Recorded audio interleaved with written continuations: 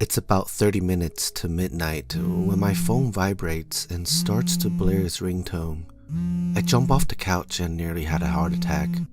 It's just another night, one that's been wonderfully quiet so far.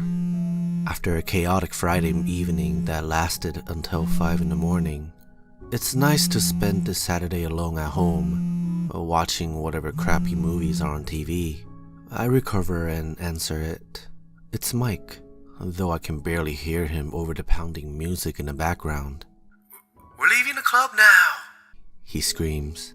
"The girls ditched us, and Trent wants to get home early so he can go to church with his family." Oh, sounds good, I say. Did you bring enough cash for the cab this time? Mike's stories of getting stranded downtown in the middle of the night have become legendary. "Nah, Jason's friend has a car. He's driving us back." I frown. Has he been drinking? "Like 1 or 2 beers. He says he's fine." He says something to someone nearby, but I can't make it out.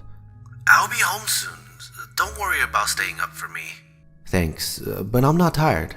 That and Mom and Dad told us to always deadbolt the door. And if I do that, you won't be able to get in. He laughs.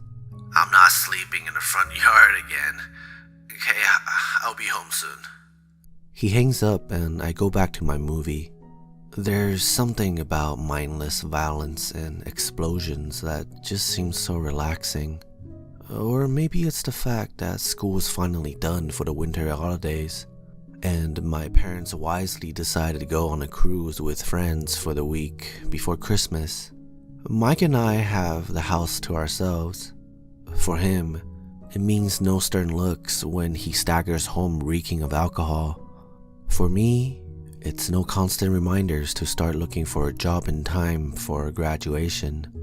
The movie goes to its 15th commercial and I head to the kitchen for a snack as I throw a bunch of eggs, cheese, and vegetables into a skillet. I heard a loud cracking noise in the backyard. I pressed my face to the cold, frosty window and looked out. But there's nothing out there but a few bare trees and some fresh fallen snow. Probably just an animal. It can't be easy to survive the winter. My cell phone rings again, so I wander back into the living room to grab it. It's Mike. I can hear sirens in the background. So Jason's friend kinda lost control of the car." It sounds like he's holding the phone half a foot away from his mouth. Oh God, what happened? "We hit a pole. Car's totaled, but we're okay, I think. Cops are here. They're talking to the driver." He laughs. "He's definitely drunk. No kidding. They're ignoring the rest of us, and there's a bus here, so I'm gonna go on and get home." Sounds like a plan. I pause and grimace. Wait, do you even know what bus to get on? "I'll figure it out. We'll call you when I'm close." He's gone and I go back to the movie. There's a lull in the action when attractive male protagonist and attractive female protagonist engage in an awkward sexual conversation, which might have worked if they had any sort of chemistry, and my mind wanders to job hunt. A few of my classmates say they know great companies to work for. Apparently, mechanical engineers aren't invulnerable to the bad unemployment rate, but I'm really not sure if I just want to jump into things. Traveling would be fun. There'd be something immensely rewarding about sending Mike a photo of me on the beach while he'd be studying for midterms in the middle of October. Totally worth passing up on the easy job for. A sudden blaring noise comes from the kitchen. I jump up into the thick smell of smoke. The omelette. Damn it. There's about a foot of black smoke hovering in the kitchen. I run in, pull my burnt snack off the stove, and open every window, letting the chilling air in. My creation is a little more than ash, so I open the back door and throw it out for whatever animals are trying to get through the night.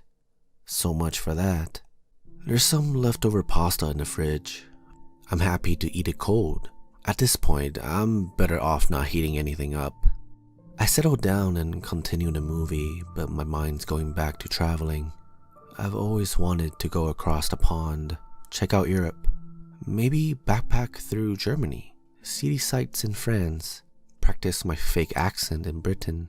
What's it like there in the summer? Hot, I bet, but not any hotter than it is here.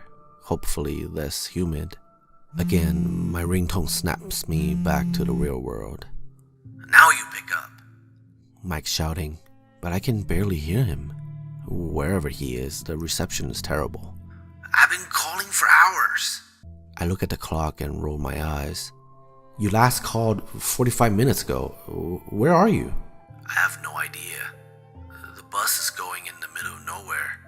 I have no idea where any of these stops are. Hell, I don't even think they're in English. I sigh loudly. Not this again. How much did you have to drink? Drink? I can't even... He trails off, replaced with a loud, harsh static. I pull the phone from my ear. A few seconds later, it disconnects. Whatever, he'll find a way home. The movie eventually ends, but it's just past midnight and I'm hardly tired. Now I'm regretting allowing my roommate to convince me to leave my gaming console at school. This is the perfect sort of boredom for grabbing a sniper rifle and telling 12-year-olds how great their mom are in bed. And then Mike could have joined right in. He probably spends more time playing than I do, and he doesn't even live with me. I think my parents are relieved that we're going to the same school. He's been trying his absolute best to get his life back on track, and I'm able to be there in case he needs a shoulder to lean on. A loud scream comes from the backyard. I go back into the now freezing kitchen and grab a flashlight from the cupboard. I shine it around, but there's nothing out there. The remains of the omelet are gone, and there are a ton of paw prints around the area. Raccoons? Squirrels? Maybe coyotes? Whatever they were, they moved quickly. The smoke in the kitchen's gone. I close all the windows and lie back down in the living room. I guess I dozed off because when I wake up it's 1:30 in the morning. There's been no contact from Mike, so I give him a call. Hello? Now it's like he's talking into a phone on the other side of the room. Are you there? Please say something. I'm here, I say slowly. Have you figured out the way home yet? I can't. Despite the low volume, I can hear panic in his voice. I've been riding for days, maybe weeks. I can't tell. Transferring from bus to bus, none of them are going anywhere. I swear, I can hear him whimper. I can't help but grin. I'm going to hold this against him for years. I don't want to get off. There's something wrong around here. Something dark. It's waiting for me. Yeah, it's called the night, and it's not very friendly to blackout drunks now, is it? Stop it. Just stop. He fades away. Hello? Mike? I check my phone. It's still connected. If you can hear me, just get off and grab a cab, okay? He comes back with a slightly clearer voice. We just passed Wedmore. I recognize this place. That's good. Seeing as we drove by it nearly every single day when we're kids. I sit up and suddenly I'm feeling groggy. Time for bed. Anyways, I'm gonna go. No! He shouts forcefully. Please stay. Don't hang up. Okay. Now I'm wondering if he took any substances beyond alcohol. It's like he's combined hallucinations of shrooms with the depressants of beer. I grimace. It's what the old Mike would have done. Just talk to me. How are things at home? They're good, I say. There's a bunch of animals outside, making lots of noise. I think they're raccoons, but they could be bears. Might want to watch yourself. Cool. The connection's even better. Just went over the bridge. I'm a few stops away. And there you go. Was there any reason to have been concerned? Like you wouldn't believe. He pauses. Man, I cannot wait to get home. I think I can hear my bed calling me. Is it saying, claim me? He laughs loudly and heartily. I'm nearly there. Jesus, I'm glad the night's over. Thanks for not hanging up. I'm always here. You know that. It was weird. He continues.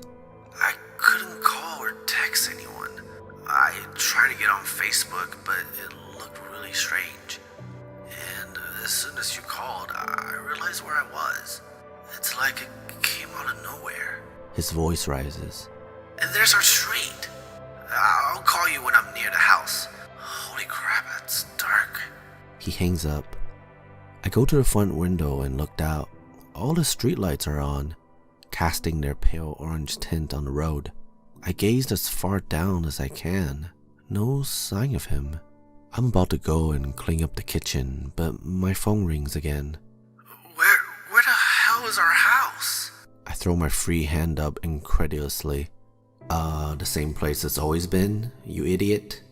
I can't see it. The street is way too dark. I don't even know if I'm on the sidewalk or the road. What are you talking about? It's bright as day out there.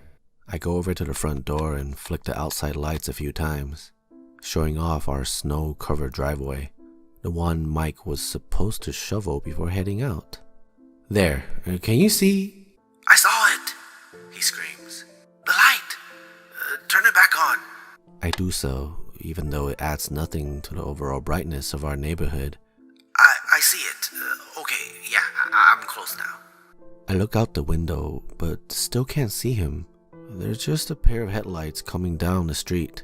How close are you? Nearly there. Oh, thank God. I'm nearly there. The headlights slow down at my driveway. Are you in a car? No.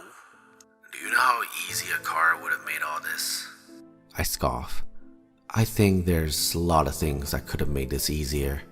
He's silent for a moment, then he sighs. Look, I know what you're thinking, but I swear, I only had a few drinks. His voice lowers. I'm done with the other stuff. I made that promise. I'm going to keep it. I know. The car's pulling into my driveway. It's the police. What the heck is going on here? I'm steps away. The house has never looked so good. Mike says.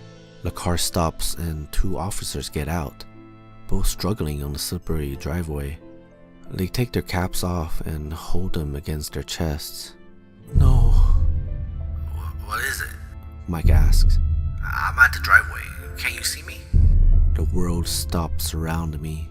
This was supposed to be just another night. Everything I'd done.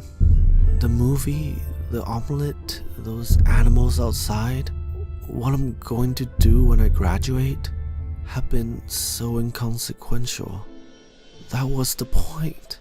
That was the goddamn point. The officers are walking up the steps. My throat is suddenly very tight, but I manage to get the words out. Yeah, bro, I can see you. Awesome.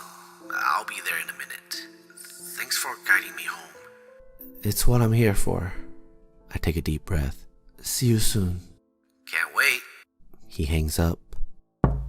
A few seconds later, there's a knock on the door.